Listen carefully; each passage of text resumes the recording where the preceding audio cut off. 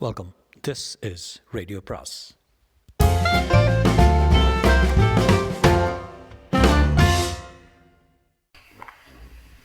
அனைவருக்கும் அன்பு வணக்கம். எஸ்ஏபியின் மலர்கின்ற பருவத்தில் அத்தியாயம் 11.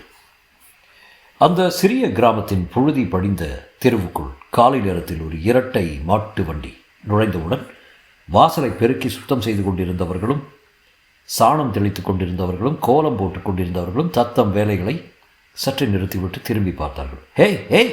மூக்கணாங்கயிற்றை வண்டிக்காரன் இழுத்து பிரேக் போட்டதும் மாடுகளின் கழுத்தில் தொங்கிக் கொண்டிருந்த சலங்கைகள் ஒருமுறை சற்று உறக்க சப்தித்த பின் ஓய்ந்தன. நீர்க்காவி படிந்த வேட்டியும் தடித்த மூக்கு கண்ணாடியும் அணிந்த ஒரு முதியவர் கீழே இறங்கி வண்டிக்காரனுக்கு நன்றி கூறினார். அவர் ஏதோ பதில் சொல்லிவிட்டு குச்சியால் மாடுகளை தொட சலங்கை ஒளியுடன் வண்டி கிளம்பிற்று. ஓஹோ, சென்னைக்கு போயிருந்த திருவேங்கட வைத்தியர் சேமபுரம் திரும்பிவிட்டார். யாரையோ எதிர்பார்த்து பக்கத்து ஸ்டேஷனுக்கு பண்ணையார் வீட்டு வண்டி போயிருக்கிறது. அவர் வரவில்லை. காலியாக திரும்பிய வண்டியில் வைத்தியரை ஏற்றி வந்து அவர் வீட்டில் விட்டு போகிறான் பொன்னையா. நோய் நொடி என்று மாதத்துக்கு ஒரு முறையாவது அவரிடம் வருகிறவன் தானே. வாசலை பெருக்கிக் கொண்டிருந்தவர்களும் சாணம் தெளித்துக் கொண்டிருந்தவர்களும் கோலமிட்டுக் கொண்டிருந்தவர்களும் மீண்டும் தத்தம் வேலையில் இறங்கிவிட்டனர். சில நிமிடம் கழித்து திருவேங்கடத்தின் வீட்டிலிருந்து அவர் கடைசி பேத்தி உற்சாகத்துடன் பாட்டியே பாட்டியே என்று கூவியபடி எதிர்வரிசையிலிருந்து 4வது வீட்டில் நுழைந்தாள். அது சூரியகாந்தனுடைய தாய் வேதவல்லி அம்மாவில் வசித்து வரும் இடம். தாத்தா வந்துட்டாரு, இதோ பாருங்க, பொம்மை எனக்காக வாங்கி வந்திருக்காரு. எவ்வளோ பெரிய பொம்மை! வைத்தியர் சென்னையிலிருந்து வந்துவிட்டார். காந்தனை பார்த்திருப்பார்.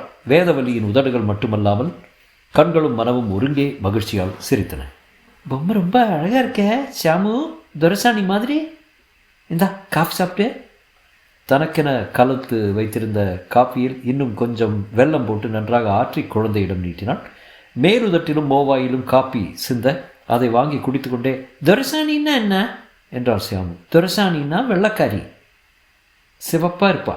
அது சரி, ஓ பொம்மைக்கு என்ன பேர் வைக்க போகிற? குழந்தையின் கன்னத்தை வருடினாள் வேதவல்லி. இதுக்கா துரசாணின்னே வச்சுட்டு போகிறேன். கிளுகிழு போய் ஆற்றின மாதிரி ஒரு சிரிப்பு. பொம்மைக்கு பெயர் வைத்த செய்தியை அறிவிக்க ஷியாமு தன் வீட்டுக்கு ஓடிவிட்டாள். அவள் சென்ற திசையை பார்த்து கொண்டு சிறிது நேரம் நின்றிருந்தாள் வேதவல்லி. பிறகு காஃபி டம்ளரை கழுவலானாள். குளித்து பூசை பண்ணி காலை ஆகாரத்தை முடித்துக்கொண்டு திருவேங்கடம் வருவதற்கும் 9 மணி ரயிலின் இறைச்சல் எட்டத்தில் இருந்து கேட்பதற்கும் சரியாக இருந்தது. ஏம்மா, கால்வெல்லாம் அப்படி இருக்கே, தைலத்தை தவறாமல் தடவிட்டு வர்றீங்களா? வைத்தியர் ஐயா வாங்க. மூலையில் இருந்த பாயை எடுத்து விரித்தாள் வேதவல்லி.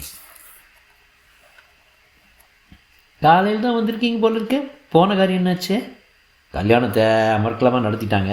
நான் கூட எதிர்பார்க்கல. காந்தனை பார்த்தீங்களா? பார்த்தனே, சௌக்கியமாக இருக்கேன்.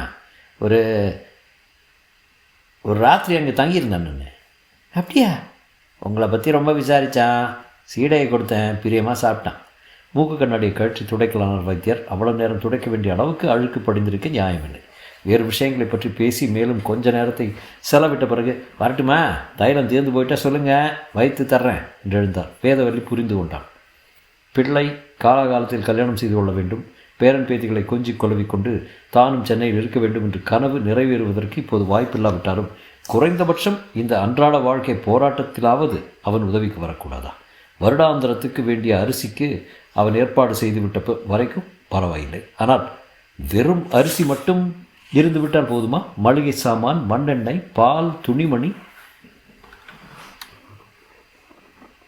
அம்மா, யாரது? வேதவல்லி திரும்பி பார்த்தால் பேச்சு கிழவி நின்றிருந்தால். இலவசமாக கண் ஆபரேஷன் செய்து கண்ணாடி வழங்கும் முகாம் ஒன்று நடைபெறுவதை கேள்வியுற்று அங்கு போய் வரும் செலவுக்கு 4 பேரிடம் உதவி கேட்டிருந்தாள் பேச்சு.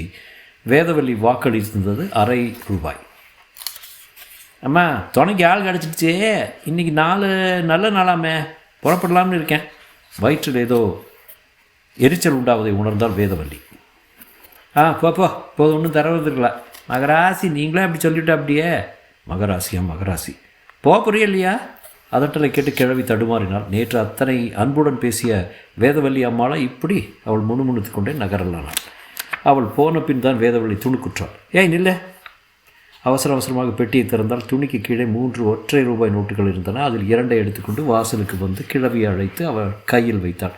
₹2 இருக்க, வைத்தியம் பண்ணிட்டு சௌக்கியமாக வந்து சேர் போ. நீங்கள் நல்லா இருக்கணும். கண்ணீர் மல்க மனப்பூர்வமாக சொல்லப்பட்ட வாழ்த்து. அந்த நிறைவு வேதவல்லியின் நெஞ்சில் எதிரொலித்தது. என் பிள்ளை நல்லா இருக்கணும். அரண்மனைக்காரன் தெருவில் இருந்த ஒரு பெரிய கட்டிடத்தின் மாடியில் பக்கவாட்டில் இருந்த ஒடுக்கமான பகுதியில் சூரியகாந்தனுடைய அலுவலகம் இருந்தது. வெகு பாடுபட்டு அவன் அந்த இடத்தை வாடகைக்கு பிடித்திருந்தான். நிறுவனத்தின் பெயருக்கு கீழே அரண்மனைக்காரன் தெரு என்று விலாசம் போட்டுக்கொள்ளும் அந்த மதிப்புக்காக எவ்வளவு கொடுத்தாலும் தரும் என்று அவனுக்கு தெரியும். அன்றைய வேலைகளை முடித்துக்கொண்டு அவன் கிளம்பும்போது பேச்சுவாக்கில் ஒரு செய்தியை சொல்லி வைத்தார் மேனேஜர் பராங்குசம். அது அவன் மனத்தில் ஒரு புதிய ஆசை தூண்டிவிட்டது. அலுவலகம் உள்ள கட்டிடம் விலைக்கு வருகிறதா? ஓஹோ என்று விட்டேற்றியாக சொல்லிவிட்ட சூரியகாந்தன் புறப்பட்டு விட்டானே தவிர அந்த வினாடியே அவன் சபலத்துக்கு ஆளானான். டவுனில் வர்த்தகத்துக்கு பெயர் போன மையமான பகுதியில் அவ்வளவு முக்கியமான தெருவில் நல்ல நிலையில் உள்ள ஒரு கட்டிடத்திற்கு சொந்தக்காரனாவது எளிய காரியமல்ல என்பதை அவன் உணர்வான். 2 மாதத்துக்கு முன்னால் இதே செய்தி அவன் காதில் விழுந்திருந்தால் அதை மறுகணமே மறந்திருப்பான். அப்போது அவனுக்கு நவமணியை தெரியாது. பூபதியின் செல்வத்திற்கு வாரிசாகும் திட்டமும் கிடையாது. நவமணியின் மிக நெருங்கிய தோழியான பிரீத்தை உபயோகப்படுத்தி கொண்டு அந்த திட்டத்தை எப்படியும் நிறைவேற்றி கொண்டு விடலாம் என்ற நம்பிக்கையும் இல்லை. இப்போதைய நிலைமை வேறு. நவமணியிடமிருந்து அவனுக்கு பதில் ஏதும் வராவிட்டாலும் அவளை வழிக்கு கொண்டு வந்து விட முடியும் என்ற உறுதி அவனுக்கு உண்டாகியிருந்தது. பிரீத்தின் துணையோடு முதல் கடிதத்தை எழுதி முடித்த உடனேயே அவனுள் ஒரு நம்பிக்கை தலையெடுக்க ஆரம்பித்தது. அது நாளுக்கு நாள் வலுப்பட்டு கொண்டே வரலாயிற்று. பிரீத்துக்குத்தான் எவ்வளவு ஆவல், உற்சாகம். அவள் உதவி கிடைத்தது பேரதிர்ஷ்டம் என்பதை அவன் அறிந்திருந்தான். இதுவரை 5 கடிதங்கள் அனுப்பியிருந்தான். ஒவ்வொரு கடிதமும் தனக்கும் நவமணிக்கும் உள்ள நெருக்கத்தை அதிகப்படுத்தி கொண்டு வருகிறது என்ற உணர்வு அவனுக்கு இருந்த போதிலும் ஒப்புக்கு என்ன பிரீத்து, கிணற்றில் கல் போட்ட மாதிரி இருக்க, கடிதம் எழுதி கொண்டே இருக்கிற, என்ன பிரயோஜனம்? சாந்தாவை நேரில் ஒரு முறை பார்க்கட்டுமா என்று சொல்லி வைத்தான். மூச் என்று அவனை அடக்கினாள் அவள். உங்களை விட எனக்கு பக்குன்னு இருக்கு தெரியுமா? அவசரப்பட்டோம்னா காரியம் குட்டிச்சவராயிடும். 10 லெட்டராவது போடணும். சொக்குப்பொடி போட்டு வேலை செய்ய அவகாசம் வேண்டாமா? பேச்சோடு பேச்சாக நவமணியை கவர்ந்த வாலிபனை பற்றி அவன் விசாரித்தான். பிரீத் தந்த பதில் தனக்கு அவ்வளவு நல்ல டானிக்காக அமையும் என்று அவன் எதிர்பார்க்கவில்லை. கோல்கொண்டா கோட்டையில் அவர்களுக்குள் அறிமுகம் நடந்து பரதன் அவர்களை காரில் கொண்டு வந்து பேகம் பட்டில் அவர்கள் ஜாகையில் இறக்கி விட்டிருக்கிறான். அவ்வளவுதான். அவன் பெயரை தவிர அவர்களுக்கு அவனை பற்றி எந்த விதமான விவரமும் தெரியாதாம். அப்பாடா! சூரியகாந்தன் ஆறுதல் பெற்றான். தங்க கோப்பைக்காக நடத்தப்படும் பந்தயத்தில் ஒரே ஒரு குதிரை மட்டும் பங்கெடுத்துக் கொள்கிறார் போல் எக்களிப்பு அவனுக்கு உண்டாயிற்று. நவமணிக்கு ஹைதராபாத்காரன் மீது உண்மையிலேயே காதல் முளைத்ததாக வைத்து கொண்டால் கூட அது வேர் விட்டு தழைத்து செழிப்பதற்கு வழியின்றி தானாகவே வாடி போய்விடும் என்று அவன் முடிவு கட்டினான். அந்த தைரியம்தான் பூபதியின் மாப்பிள்ளை ஆவதற்கான வாய்ப்பு நிறைய இருக்கிறது என்ற துணிச்சல் தான் அரண்மனைக்காரன் தெரு கட்டிடத்தை விலை பேச அவனை தூண்டிற்று. ஆனால் மற்றவர்களுக்கு அது வேடிக்கையாக இருந்தது. விஷயம் தெரியுமா? இந்த கட்டிடத்தை யார் வாங்க போகிறாங்க கேள்விப்பட்டீங்களா? சூரியகாந்தன். என்னது, நிஜமாவா? ஆமாம் என்றால் ஆஃபர் கொடுத்துருக்கிறான்னா? தப்பாக சொல்கிறீங்க. பின்ன எல்ஐசி பில்டிங்கில் அதை தான் வாங்க போகிறானா? கிண்டல் பேச்சுகள், கேலி பேச்சுகள் அவை சூரியகாந்தனுக்கு எட்டிய போது நவமணியை மணக்க வேண்டிய அவசியத்தை திடப்படுத்தும் உரமாக அவை உருமாறின. நவமணி சோப்பு போட்டு முகத்தை கழுவி கொண்டிருந்த போது பூபதி வெளிநாட்டிலிருந்து கொணர்ந்த அந்த லாவெண்டர் சோப்பின் இனிய மனம் குளியலறையை நிறைத்தோடு மட்டுமல்லாமல் சற்றே திறந்திருந்த கதவின் இடுக்கு வழியாக பக்கத்து அறையையும் வென்று வசப்படுத்தி கொண்டிருந்தது. சின்னம்மா குளியலில் இருக்காங்களா? ஆமாம், இதாக வந்துடுவாங்க. சுந்தரபாண்டியன் அவரை அனுப்பியிருக்காரு சோஃபா செட்டை பார்த்து வர சொல்லி. காரியதர்சி முழுமையாக விளக்கும் முன் பணியாள் ஒருவன் வந்து குறுக்கிட்டு விட்டான் போலும். யாரோ வந்திருக்காங்களா? நான் போகிறேன் என்றான் அவர். மிஸ்டர், நீங்கள் பார்த்துக்கிட்டு கீழே வாங்க. வேலம்மா கவனிச்சுக்கோ. காரியதர்சியின் கேள்வியும் வேலம்மா அளித்த பதிலும் நுழைந்து விடா வண்ணம் கண்களை இறுக மூடிக்கொண்டு சில்லென்ற பச்சை தண்ணீரை அள்ளி முகத்தில் அடித்து கொண்டிருந்த நவமணிக்கு எட்டின. துண்டு எடுத்து அழுந்த முகத்தை துடைத்து கொண்டால் அவள். சுந்தரபாண்டியன் நினைக்கில் வேடிக்கையாக இருந்தது. சின்ன விஷயம் என்று எதையுமே அவர் அலட்சிப்படுத்த மாட்டார் போலும். நவமணியின் அறையில் உள்ள சோஃபா சத்தம் போடுவதை பற்றி பிரீத் சும்மா விளையாட்டாக ஏதோ கூற நாமும் பதிலுக்கு ஏதோ சொல்லி வைத்தோம் என்று இருக்காமல் மெனக்கெட்டு சோஃபாவை பழுது பார்க்க ஆள் அனுப்பியிருக்கிறாரே. குளியலறை கதவை திறந்து கொண்டு வெளியே வந்த நவமணி ட்ரெஸ்ஸிங் மேஜைக்கு எதிரில் உட்காரும் சுந்தரபாண்டியன் அனுப்பின ஆளை சற்றே நிமிர்ந்து பார்த்தாள். திகைப்பின் தாக்குதல் அவளை ஒரு வினாடி செயலற்று நிற்க செய்தது. யார் யார்? இரத்த ஓட்டத்தின் வேகத்தால் நெற்றி நரம்புகள் புடைக்க மகிழ்ச்சியின் பெருக்கு ஒரு சுருளாக வடிவெடுத்து நெஞ்சை அடைத்தது. பரதனை பொறுத்தவரையில் காரியதரிசி அவனை அங்கே விட்டு சென்ற பின்னர் சோஃபாக்களில் அமைப்பையும் தன்மையும் எடை போட அவனுக்கு ஓரிரண்டு நிமிடங்கள் போதுமானதாக இருந்தன. பின்னர் சின்னம்மா என்று அழைக்கப்பட்ட பெண்மணிக்காக காத்திருக்க வேண்டியிருந்த நேரத்தில் சுவர்களில் மாட்டியிருந்த புகைப்படங்களை மேலெழுந்த வாரியாக பார்த்து கொண்டிருந்த போது ஒரு 10 வயது சிறுமியின் ஃபோட்டோ அவன் கவனத்தை சுண்டி இழுத்தது. பார்த்த ஞாபகமாக இருக்கிறதே. நெருங்கி ஆராய்ந்தவனுக்கு நவமணியின் முகச்சாயல் படத்தில் அப்படியே படிந்திருப்பதை கண்டதும் குபீர் என்று இது அவளுடைய வீடாக இருக்குமோ என்று சந்தேகம் உதித்தது. பரபரப்பை அடக்கி கொண்டு சுற்றுமுற்றும் நோக்கினான். மேஜை மேலிருந்த கலர் படம் கண்களுக்கு தட்டுப்பட்டது. அதே ஜோடிதான். நவமணி பக்கத்தில் பிரீத். தற்செயலாக நேர்ந்த அந்த இனிய சந்திப்பு மறுபடி நிகழக்கூடும் என்று அவன் நினைக்கவே இல்லை. குளியலறையிலிருந்து சோப்பின் மனம் மிதந்து வந்து கொண்டிருக்க எப்போது கதவு திறக்கும் ஊகம் உறுதியாகும் என்ற ஆவலுடன் காத்து கொண்டிருந்தவனுடைய முகம் நவமணியை கண்டதும் மலர்ந்தது. வேலைம்மா, சோஃபாவை ரிப்பேர் பண்ணுறதுக்காக இந்த ஐயா வந்திருக்காராம், மேனேஜர் சொல்லிட்டு போனார் என்றாள். புன்னகை செய்தபடி வணக்கம் என்றான் பரதன். அவள் பதிலுக்கு கை கூப்பினாள். குரல் எழுப்பாமல் எங்கோ சிக்கி கொண்டு விட்டார் போன்ற அனுபவம். அவளுடைய முகத்தை அப்போதுதான் கவனித்த வேலம்மா கலவரமடைந்தாள். நவமணி சோர்வுற்றிருப்பது போல் அவளுக்கு தோன்றவே பக்கத்து அறையில் இருந்த குளிர்சாதன பெட்டியை திறந்து பழச்சாறு எடுத்து வர விரைந்தாள். பரதன் தழைந்த குரலில், தொழில் வகையில் மட்டும் தான் சுந்தரபாண்டியம் உதவி செய்கிறான்னு நினச்சேன். இந்த எதிர்பாராத சந்திப்புக்கும் அவர் தான் காரணம் என்றான்.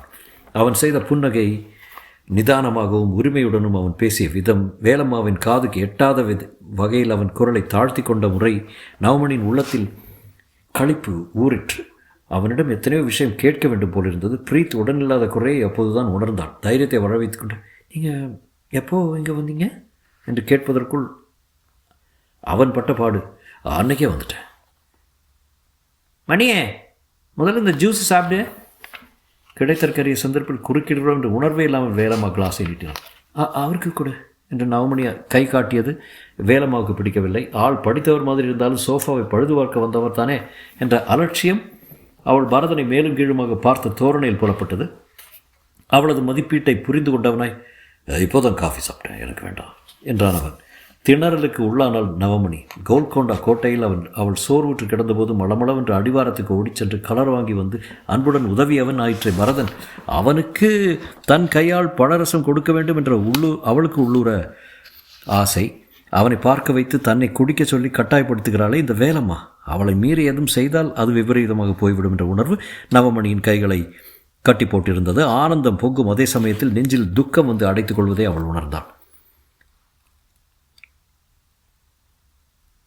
இருக்கட்டும், நான் அப்புறம் சாப்பிட்டுக்கொள்கிறேன் என்று கிளாஸை வாங்கி பக்கத்தில் இருந்த மேஜை மீது வைத்து விட்டு உட்காருங்க என்றாள் பரதனிடம்.